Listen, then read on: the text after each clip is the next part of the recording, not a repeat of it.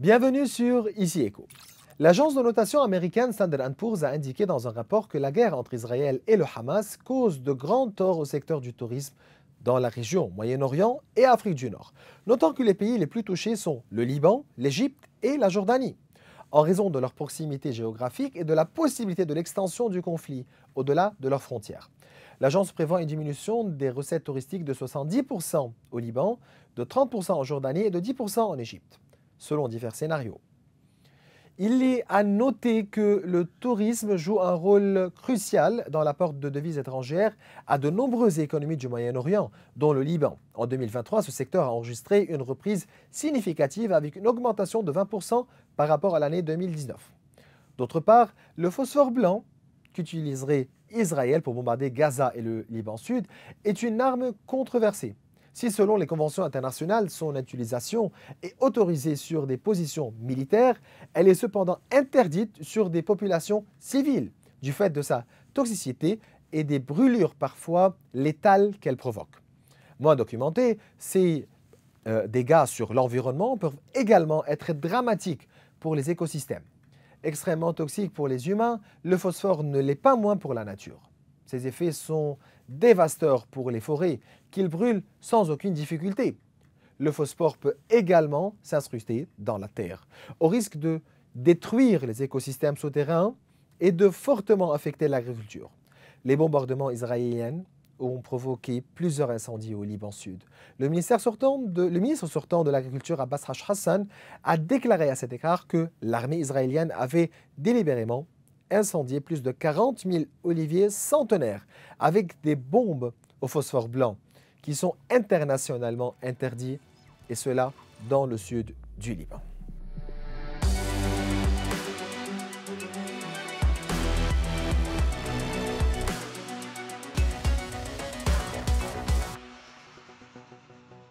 Durant cet épisode, nous nous pencherons sur les répercussions de la guerre à Gaza sur l'agriculture au Liban, ainsi que les questions relatives aux enjeux et aux défis auxquels fait face ce secteur, avec Louis Lahoud, qui est directeur général du ministère de l'Agriculture au Liban.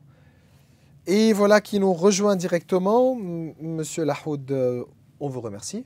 Merci pour votre... On commence directement avec l'histoire ou bien les attaques de l'armée israélienne au Liban Sud. Donc, le ministère Abbas Hassan a déclaré que l'armée israélienne avait incendié plus que 40 000 oliviers centenaires avec des bombes de phosphore blanc qui sont certainement internationalement interdits. Vous, en tant que ministère, vous faites quoi? Donc, comment réagir? Comment répondre à ces dommages-là? Jusqu'à maintenant, nous signalons les dégâts israéliens sur le secteur agricole suivant.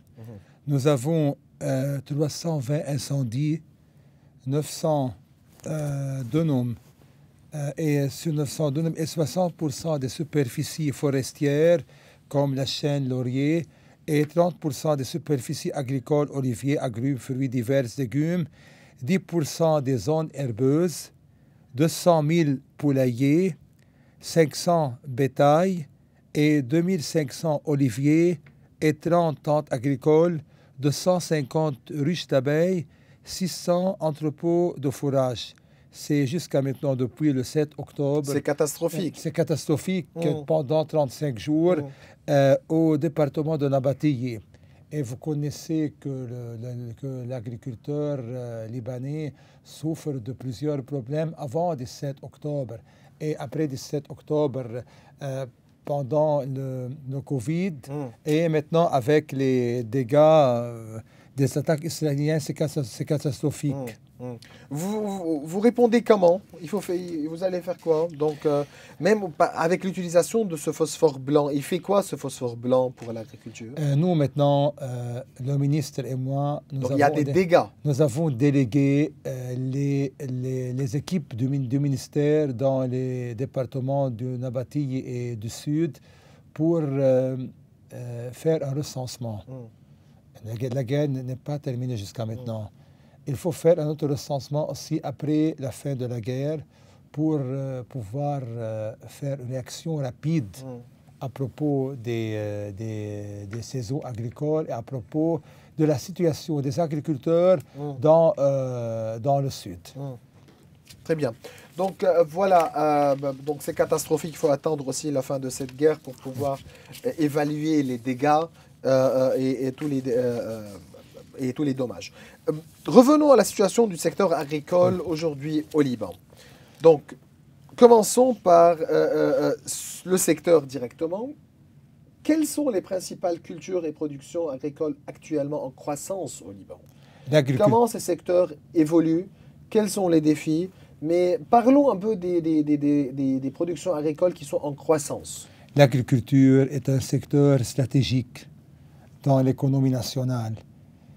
Ce secteur contribue pour près de 7% au PIB et emploie environ 15% de la population active. Les principales cultures comprennent les céréales, principalement le blé et l'orge, les fruits et légumes, les olives, les raisins et le tabac, ainsi que l'élevage des ovins et des caprins. Les ressources minérales sont limitées et ne sont exploitées que pour la consommation domestique. Le Liban possède une variété de terres agricoles allant du plateau intérieur de la vallée de la Bekaa aux vallées étroites menant à la mer. Ceci permet aux agriculteurs de cultiver des cultures diverses, car on a un climat tempéré.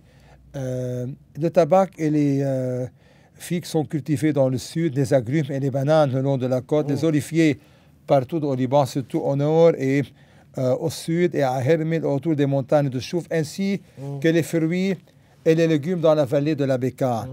L'agriculture libanaise offre des terres fertiles et des terrasses aménagées et des produits frais et sains et doit relever plusieurs défis ces dernières années. Les facteurs de production pour une activité agricole se distinguent en trois grandes catégories: la terre, le travail et le capital. Le budget du ministère de l'Agriculture... Parlons du budget. Permettez-moi de poser la question. Aujourd'hui, le budget, ou bien ce ministère de l'Agriculture, vous travaillez avec un budget aussi limité, qui ne dépasse pas les quelques pourcents du budget total. Donc, quel est votre budget aujourd'hui? Comment fonctionne le ministère? Avant le 17 octobre, nous avons un budget très minime, car Donc, on dit 17 octobre 2019, donc avant la dévaluation de la livre libanaise. Donc, toujours l'agriculture a été négligée, le secteur agricole a été négligé. Ceci s'explique par le budget minime qui ne dépassera pas le 0,8% du total du budget de l'État.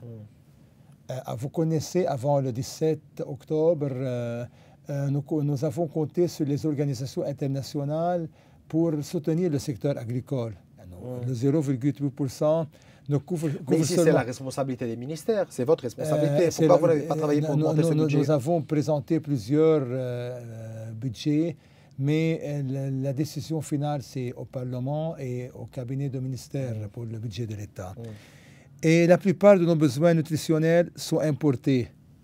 De même, les exigences de la production agricole, animale et végétale, c'est-à-dire comme le fourrage et les vaccins et médicaments vétérinaires pour les productions animales et les engrais et les pesticides agricoles pour les productions végétales, maintenant, les frais sont en dollars. Donc, c'est un grand handicap pour le secteur agricole et pour l'agriculteur. Chaque importation fait sortir les dollars du pays et chaque exportation fait entrer les dollars dans les pays et aide les agriculteurs et producteurs à la résilience face à notre crise économique et sociale. Très bien, c'est clair. Mais aujourd'hui, vous devez continuer à travailler pour pouvoir soutenir les secteurs ou bien soutenir la production agricole. Vous faites quoi au niveau du vin libanais, au niveau d'huile d'olive, des pommes? Quelle est votre stratégie? Je vais diviser la réponse. Tout d'abord, je vais parler de la commercialisation des produits agricoles que le ministère, à partir de l'année 2017, a commencé à commercialiser, surtout les produits du mortier et de la cuisine libanaise. Au Liban et dans les marchés extérieurs, j'ai lancé la commercialisation des produits suivants, 26 produits: l'eau de fleurs, d'oranger, l'eau de rose, café, tahini, halib, épices, herbes, hummus, tahini, baba ganoush, huile d'olive, vin, arak, céréales et légumineuses, thym, mélasse de grenade, mélasse de caroube, vinaigre de cidre de pomme, les cornichons, labni, keshek et confiture. Et nous avons organisé les journées du mortier et de la cuisine libanaise dans les régions libanaises et à l'étranger, comme Budapest, Prague, Sao Paulo, Rio de Janeiro, Dubaï et Abu Dhabi. Nous allons continuer dans les mois prochains et nous avons continué pendant le Covid par le marketing virtuel, comme on a fait avec l'Australie et le Canada. Et nous préparons actuellement de nouvelles journées dans les pays du Golfe et les pays européens. Pourquoi vous faites ça? Ce n'est pas le rôle du ministère de l'économie de faire ça? Il y a une collaboration entre les deux ministères car ce sont des produits agricoles et des produits de l'industrie agroalimentaire qui se rapportent en fonction du ministère de l'Agriculture et nous collaborons avec le ministère de l'Économie et le ministère des Affaires étrangères pour pouvoir commercialiser ces produits. L'industrie agroalimentaire... Mais revenons ici. Ça, vous collaborez, oui, mais toute stratégie doit être faite ici par le ministère de l'Économie, pas par vous. Non, on a un département qui se rapporte à l'industrie agroalimentaire, un département qui se rapporte à la commercialisation. On a dans les fonctions du ministère de l'Agriculture, le décret de 1994 fixe les fonctions de la commercialisation. Pour vous, en tant que ministère de l'Agriculture? Et pour les produits agricoles. On a ça dans le département... Même pour le vin? Le vin, alors je peux parler au vin. On a un département pour l'industrie agroalimentaire au ministère de l'Agriculture. Et les industries de vin sont enregistrées chez nous. Il y a une procédure... Très bien. Mais je vais, si vous permettez, l'industrie agroalimentaire constitue un secteur essentiel dans le secteur agricole. Jusqu'à maintenant, 2000 industries d'origine végétale et animale sont enregistrées au ministère de l'Agriculture, telles les fours, les pressoirs à olives, les coopératives industrielles, les industries laitières et les industries de vin. Parlons du vin. OK. Pour le vin libanais, je vais parler que le Liban, au XIXe siècle, les missionnaires jésuites venus d'Algérie française amènent avec eux des techniques viticoles modernes qui sont la base de la viticulture libanaise aujourd'hui. Le Liban est influencé par le vieux monde, surtout la France, et ces cépages sont actuellement conformes à la France. Le Liban produit actuellement plus que 14 millions de bouteilles par an et possède 67 industries de vin enregistrées au ministère de l'Agriculture. Les principaux cépages cultivés au Liban sont le Cinsault, le Carignan, le Cabernet Sauvignon, le Merlot et la Syrah pour le vin rouge, et le Chardonnay, le Sauvignon blanc et la Clairette pour le vin blanc. Les caves sont réparties dans les régions du département de la Bekaa, comme Zahli, Dar al-Ahmar, Bekaa Ouest, Sud, Jizine, Marjayoun, Mont-Liban, Chouf, Bhamdoun, Alay, Matin, Kusserwan, Jbel, et au nord surtout à Batroun.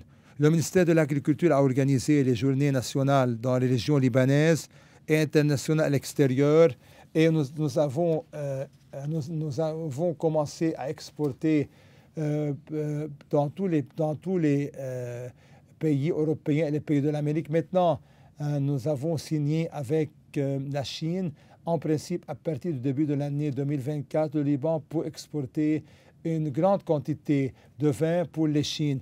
Et, vers la Chine. Vers la Chine.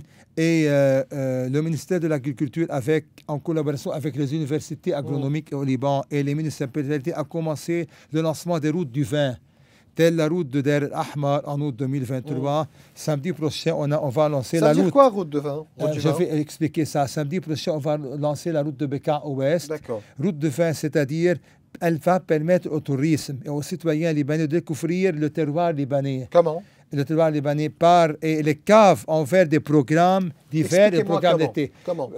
Si vous allez une journée à Dar al-Ahmar comme citoyen ou comme un tourisme, une journée, vous allez découvrir les terroirs des raisins de cuve, vous allez découvrir les caves du vin, vous allez découvrir la tradition du vin libanaise et vous allez commencer les cépages. Et ensuite, vous allez terminer par une dégustation des vins et des fromages libanais et des produits de mortier et de la cuisine libanaise. Ceci permettra aux villages libanais de faire de faire d'aider les agriculteurs à résilier contre la crise économique et sociale. Très bien, ça c'est clair pour le vin. Oui. Concernant l'huile d'olive, les pommes, vous faites quoi pour pouvoir passer aux accords internationaux, les modifications qu'il faut peut-être faire sur ces accords? Je vais commencer par la pomme. La production moyenne au Liban est de 35 000 tonnes et représente 16% des exportations agricoles qui se vendent en Égypte, Jordanie, les pays du Golfe. Cette production est répartie dans les départements du Mont-Liban, Liban Nord, Baal et Kermil. Les Émirats ont indiqué la permission de l'import des pommes libanaises depuis 2 ans. Après plusieurs années d'interdit, nous avons organisé plusieurs journées au Liban et des programmes pour exporter et commercialiser les pommes. Pour l'huile d'olive, l'importation des olives et de l'huile d'olive est interdite pour protéger la production nationale. Alors que l'exportation de l'huile d'olive... Et la production nationale, bien locale, peut couvrir toute la demande du marché? Oui, mais il faut augmenter la superficie pour commencer à exporter aussi. L'exportation de l'huile d'olive a augmenté dans les dernières 10 années et la quantité exportée est 6 717 tonnes. Donc il faut augmenter la superficie des oliviers car les marchés extérieurs demandent de l'huile d'olive libanais et cette production a respecté les normes. En 2021, nous avons exporté 4 731 tonnes. En 2020, 6 972 tonnes. En 2019, 6 931 tonnes. À signaler que la grande quantité exportée est 100 013 tonnes en 2016.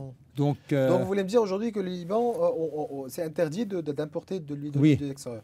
Mais est-ce que ces obstacles ne créent pas des barrages à l'entrée pour le marché et donc c'est contre la concurrence et contre les accords internationaux? Moi, quand je parle aux accords, je vais expliquer ça. Mais laissez-moi parler un peu des oliviers qui sont répartis sur toute la superficie du Liban en quantité de 12 millions sur 50 000 hectares. Cette filière a une valeur économique, olivier et l'huile d'olive, car il y a 450 pressoirs à olives enregistrés au ministère de l'Agriculture et 100 unités de stockage. La consommation locale pour chaque homme au Liban est 5 kg d'huile et 5 kg d'olivier. Ok, c'est clair. Passons aux accords internationaux. Les accords internationaux. Il faut remettre en question ces accords internationaux. Le libre-échange aujourd'hui entre les pays arabes avec l'Union européenne. Il faut remettre en question ces accords-là. Aujourd'hui, vous êtes en train d'imposer des obstacles à l'entrée pour les produits. Donc, vous êtes en train d'interdire une importation de produits comme par exemple l'huile d'olive ou bien pour pouvoir protéger le produit libanais. Comment traiter avec ces accords? La libéralisation des marchés liés aux accords internationaux arabes, européens ou mondiaux a influencé sur les produits agricoles nationaux, animaux et végétaux. La concurrence d'importation à bas prix a contribué à façonner les modes de production agricole.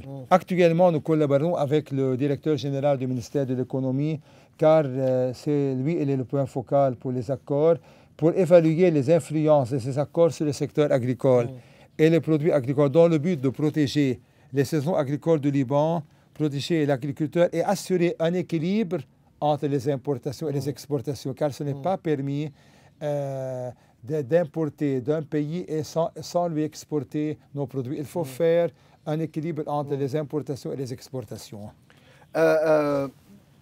Il me reste 3 minutes avec vous, mais il me reste 2 questions encore. L'importance aujourd'hui du registre agricole au Liban et pourquoi aujourd'hui on n'est pas en train de respecter le calendrier de l'agriculture? Nous, les accords internationaux ont supprimé les calendriers. Il n'y a plus de calendrier. Seulement avec l'Égypte, il y a un calendrier. Le calendrier est pour les pommes, pour les pommes de terre. Pour toutes les saisons, pour toutes les cultures. On a un calendrier pour les pommes de terre, pour les pommes, pour les fruits, pour les légumes. Mais sans calendrier, comment protéger la production? Mais c'est le problème. C'est pour cela qu'il faut faire une évaluation des accords internationaux qui ont libéralisé des échanges et ils ont supprimé le calendrier. Quel genre d'accords internationaux il faut remettre en question? Tous les accords avec les pays arabes, les pays européens et les accords internationaux pour assurer un équilibre entre les importations et les exportations et faire protéger les agriculteurs. Il faut noter que pour le miel aussi, là, on a au mois d'août passé la réexportation du miel libanais vers les marchés de l'Union européenne après 10 ans de prévention. Quels sont les accords internationaux aujourd'hui qui ne sont pas en faveur de la production de l'agriculture libanaise? Chaque accord a des points positifs et a des points négatifs. Donc, il faut commencer par lequel maintenant? Tous les accords en même temps.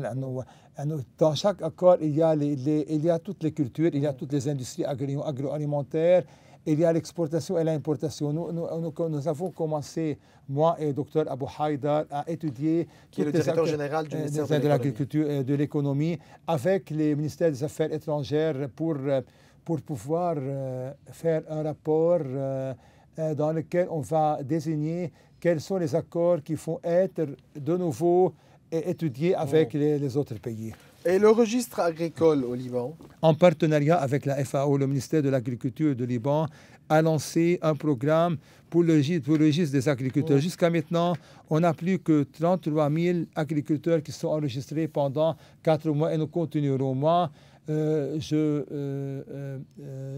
demande aux agriculteurs d'enregistrer. On a 33 centres du ministère de l'Agriculture répartis dans toutes les régions du Liban.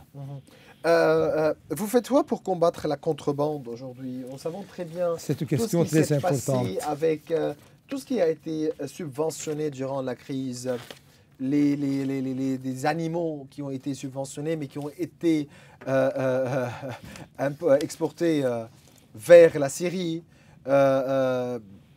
Vous faites quoi? Vous avez pu faire quoi? Comment contrôler la contrebande aujourd'hui? Eh bien, vous êtes au courant de la quantité d'agriculture et de produits qui ont été bien transmis en Syrie, envoyés en Syrie, et qui ont été aussi subventionnés.